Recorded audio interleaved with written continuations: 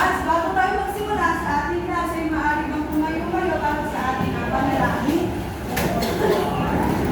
Inaasahan ko si Julius ang magiging ng prayer natin ngayong araw.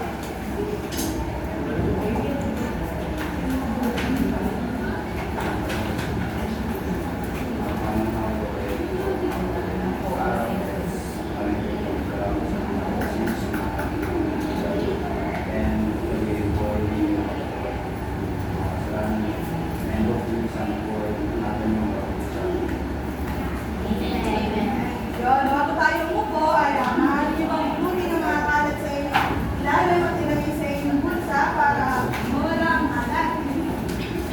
Ngayon, kung napulot na ang kalat, ay maaari na kayo pumupulot ng bibig. Sino nga ba lang ating class secretary para malaman ng liban? Nagagalak ko pong sabihin na wala pong kayang liban sa araw. Aking nagagalak ko din, class. Ngayon, magandang buhay, class. Magandang buhay din po. Gusto kayo. Ngayon, meron tayong panuntunan sa klase. Tatandaan nyo lang ang salitang aralin.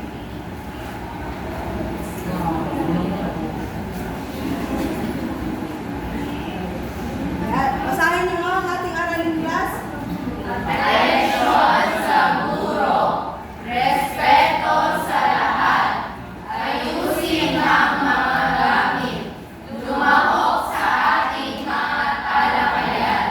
Iwasan ang ingay o daldalan. Ngingiti palagi. Tatandaan nyo lang ang salitang ang letrang R at letrang N. Respeto sa lahat at ngingiti palagi. Patingin nga ako ng ngiti.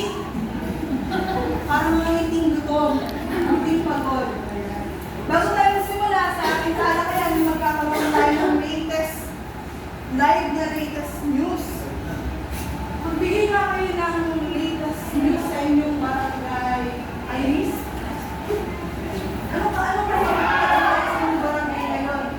Hindi po ako yung malabas ng bahay, pero ang alam ko lang po, hindi mo na yung patay na sa kapatid. Sa inyo, Alice, sa tayong sobra paligiran. Ma'am, sa amin po, malaki na po yung tubig bawal sa gabi. So, kaya naman po pag biyahe, lalo na po mga mag-aaral. May ride na yun. Sa inyo ba, Dayan? Anong balita sa inyo nga nagaba? Ano po, dumadami po yung nakawatang mga tricycle sa ubod ko. Nakawal ng tricycle, tatabi niyo yung tricycle niyo guys. Alam na ako. Bago tayo magsimula sa ating talakayan, ay bibigyan ko kayo ng mga reaksyon. Sino nagpe-Facebook dito? Wala ako nakatira. Walang Facebook. Instagram. Ay, wow, Instagram. Telegram na lang po. Wala na pong kayong social media.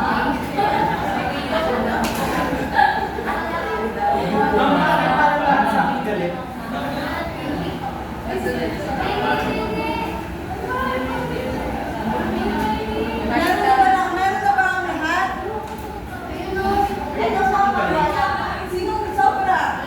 Isa lang po ba? Ma'am, kasama po ako dalawa. May ganito yan. Dalawa. Isa na lang po ako. Ay, ano ba? Nice mo kayo, class. Ang ating gawain ito, tawagin natin. Ano kayo yung maganda? Base sa react mo, magpapakita tayo ng mga larawan dito. At sa mga emoji, hawak nyo kung ano ang nakita nyo larawan na hindi na i-react. Naunawaan ba, class? Sige, maaari nyo nang itaas kung ano ang reaction nyo dito sa ating larawan. Bakit kinikinig yun si Ken? Maaari mo bang sabihin bakit yun ang emoji mo, Ken?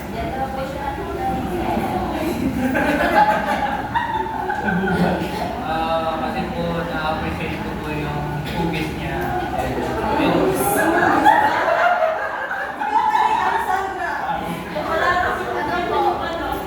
Talagang nakakapag-heart naman kayo tatay. Yung ganyan mo mo, makakapag-heart naman. Ayun, Jana. Wala po kasi akong choice. Ito lang po na po. Oo. Ito ang susunod na ating larawan. Maaari nyo na itaas ang inyong mga emoji mo.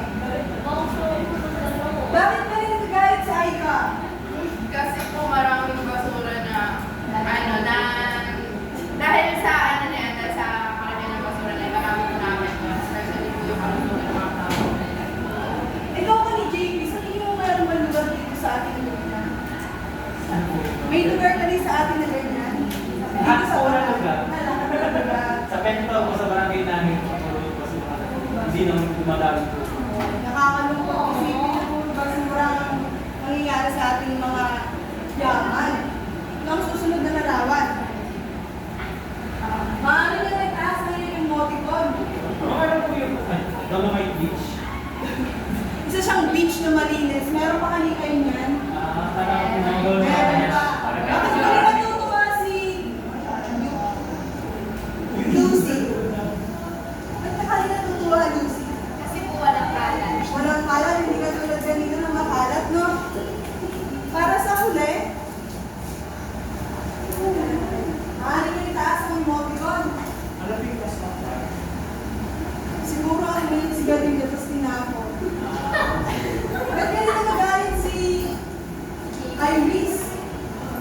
Ano lang po, dahil po sa sunog. Tapos yung sunog na yun, nag-cause po siya ng pagkasira ng bigas na yaman. Oo, nakakalungkot yung secret na sa bundok ay nasira yung mga ating pananim or mga kabundukan na bibigay kaligtasan sa ating pinungulan. Ngayon, bago tayo dumako, babasahin nyo ang ating layunin. Maaari pong basahan ang ating layunin, class?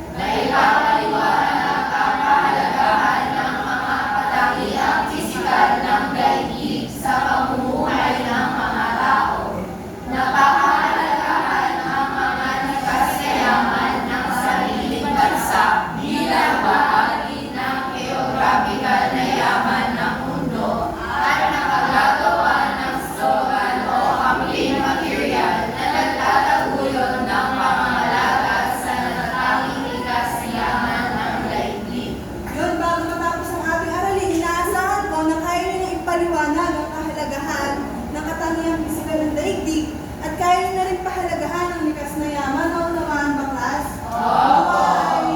Kaya natin mapahalagahan at ipaliwanag. Alam mo ba? Ikaw, alam mo ba? Alam nyo ba? Alin po? Dapat alam nyo. Alam nyo ba, class, ng lugar kung saan tayo nakatira ay malaking epekto sa paraan ng pamumuhay natin. Paano ba rin nakaka-apekto kung saan tayo nakatira sa pamumuhay natin? Yes, Rubik? Kapag po nakatira tayo sa, kunwari sa malamig, mas kailangan natin bumili ng mga damit na mas makapal, mas mahal. Say parang sa Baguio, no, class, hindi man ang jacket. No? Kayo ano? Rory, saan kayo nakatira? Sa bagang, Ano yung pamumuhay na meron sa baga? ano po, based po sa may mga trabaho po ng may mga coastal areas po kami doon. So, ang karanitan na trabaho po is mga environments. So, kapag nakatabi ka naman sa dagat, talaga ang pangunahin na buhay is pangingisda, hindi magsasaka, di ba? Sino dito nakatira malapit sa Puerto Ribas or Tortugas? EJ, ano ba sa pagsasalita? Meron ba yung accent, di ba? Yauts. Sa Bicol din, yung mga taga Bicol dito. Yung sa Bicol, ano po meron silang accent doon? Ano? Nani. Yan, pati sa pamumuhay sa Baguio, ang in demand is yung jacket kasi malamig. So, sabi naman ng mga kabundukan, ang pangunahin ng alam buhay is pagtatanim at pagsasaka. Naunuwaan ba yung class? Para simulan ng ating pangkatang gawain, maaaring ibang basahin ng ating panuto. Ang klase ay mahahati sa 4 na grupo. Bawat grupo ay bibigyan ng iisang envelope at sa loob ng envelope nakalagay kung saan anyo sila pagilang. Bale, ang 4 na grupo ay magiging 2 na lang ngayon. Bawat grupo ay may tanong silang sasagutin at may bubuin sila. At sa dulo ng kanilang pagtatanong,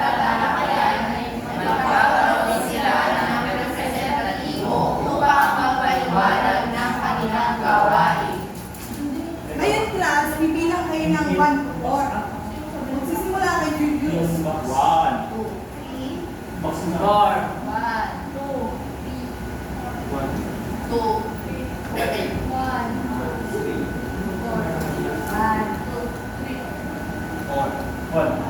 Lahat ng 1 kayo.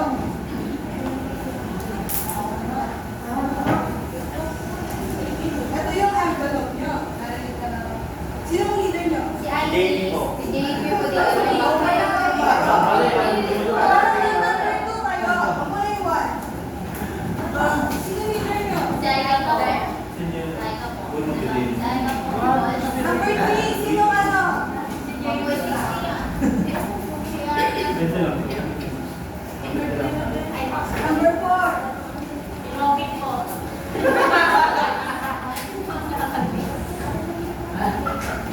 Ganito yung papaliwanag ko. Ngayon, 4 na grupo kayo. Sa papel nyo, may nakasulat na buntong, saka may nakasulat na salita. Ngayon, sa buntong na yun, hahanapin niyo yung sagot sa kabilang grupo. Kaya magiging 2 grupo na lang kayo. Dahil wala ang bakas. Kunwari, sa number 1, nung nagpunta sa kanila ay ito, tapos ito yung sagot sa number 3, magiging 2 grupo, magiging isang grupo na lang kayo. Kaya kakalabas tayo ng 2 grupo. Mga baklas? Okay, meron na lang kayong 5 minuto para simulan ang ating patatanggawan.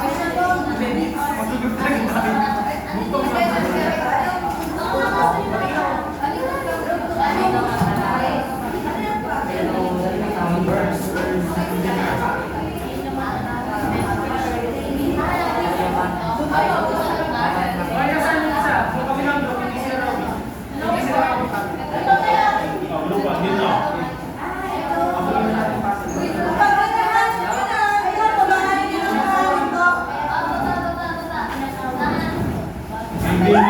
Ibang isang grupo.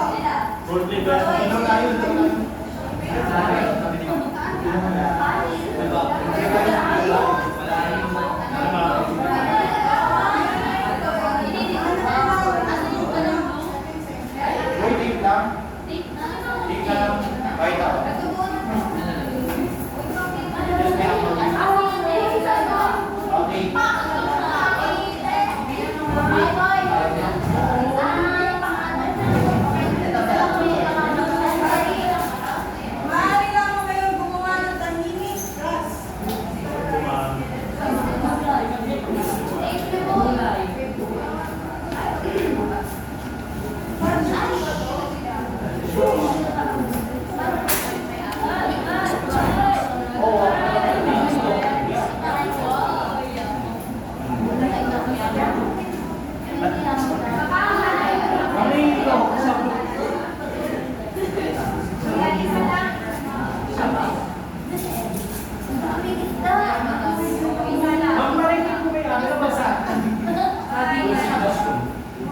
Talima ba? Siguro na po sa inyo. Talima ba?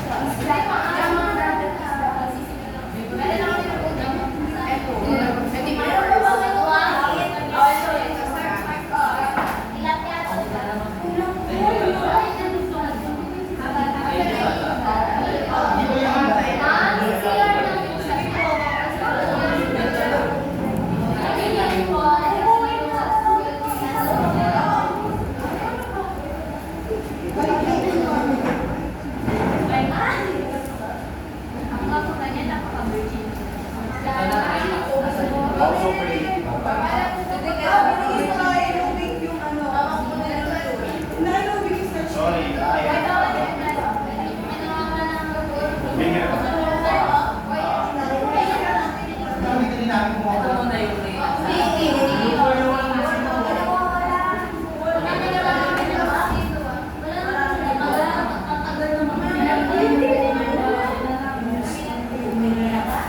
Ayun pala, sa baba. Ayan. Tumawa. Ito na yung isa. Ayun na yung kababa. Ano yung Ano yung pinaka?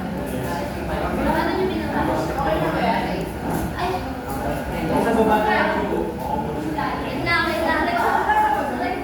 Kaya ikaw lang kung nabilis ka sa volunteer siya.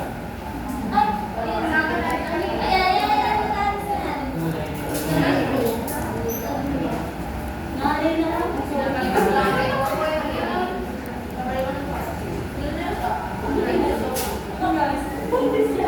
Oo. Sabi mo yun, ah.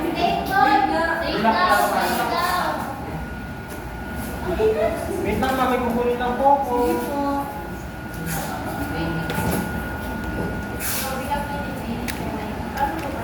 Ay, hawa.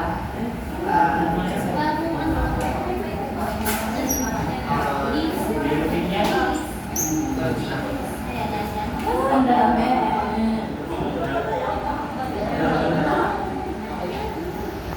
Ginawa ko yan, pare. Wait lang. Kala ko naman totoo. Mawala ng muna. Ayan. Okay. Wait lang. Baka dito yun. Mulay nga.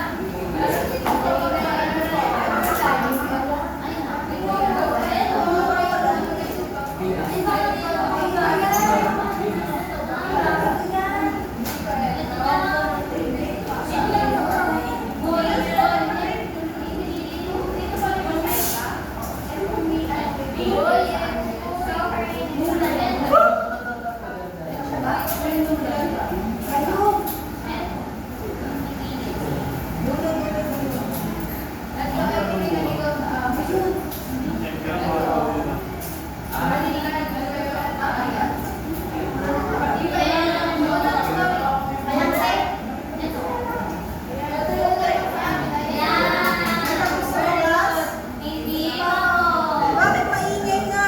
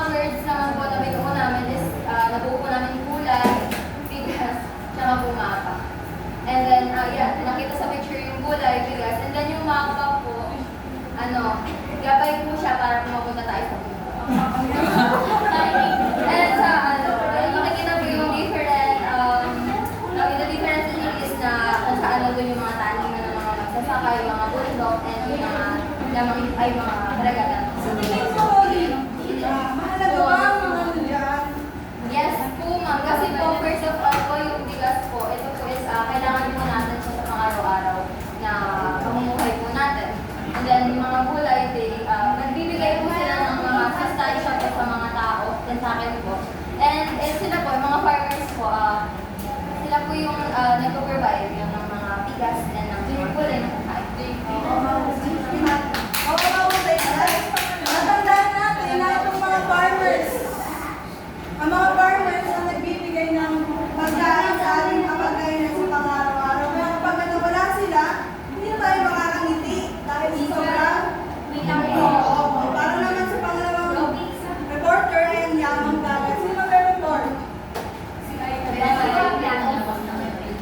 Yung tugtong na napunta po sa amin, may puntot na hindi na marunipad sa dagat o ilog laging lumalangoy. Isda o yamang dagat. So yung yamang dagat, yung pinaka-content lang po ng aming board ay ano nga ba yung nakatira sa yamang dagat or nakikita natin or na-consider natin na yaman. Ang isda, especially yung ilog, yung mismong tirahan po ng mga isda, hipon, tilapia, bangos at kung ano-ano pang